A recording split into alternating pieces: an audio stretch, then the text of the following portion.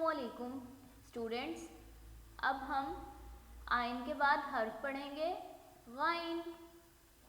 आइन बनाकर उसके ऊपर एक डॉट लगा देंगे तो ये बन जाएगा हर्फ गाइन। और ये गाइन की आधी अशकाल हैं। गाइन से क्या बनता है? गाइन गा गुबारा, गाइन गा गुलैल। और गाइन से क्या बन सकता है? गाइन गा गार, ये है गार। ये है गाइन गा गुबारा और ये गाइन की पूरी शक्ल है। और ये गाइन की छोटी शक्ल है।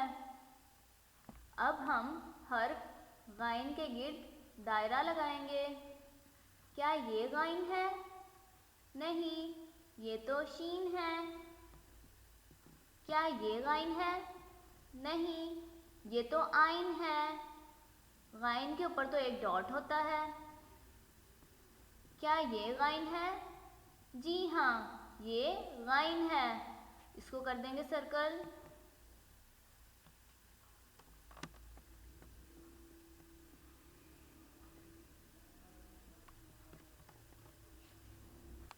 क्या ये गाइन है? जी हाँ, ये भी गाइन है। इसको भी सर्कल कर देंगे।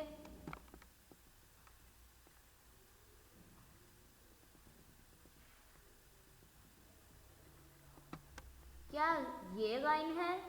नहीं, ये तो जे है। क्या ये गाइन है? जी हाँ, इसको भी सर्कल करेंगे।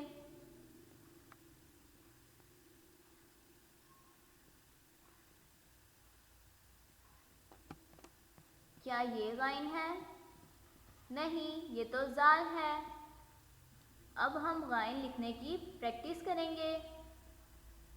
यहाँ से स्टार्ट करेंगे। डॉट्स को ज्वाइन करते हुए इस तरह से, फिर बैक आएंगे, फिर नीचे की तरफ लास्ट लाइन को टच करता हुआ अब ऊपर तक। ये बन गया हर्फ आइन। जब आइन के ऊपर एक डॉट लगा देंगे तो ये बन जाएगा हर्फ गाइन।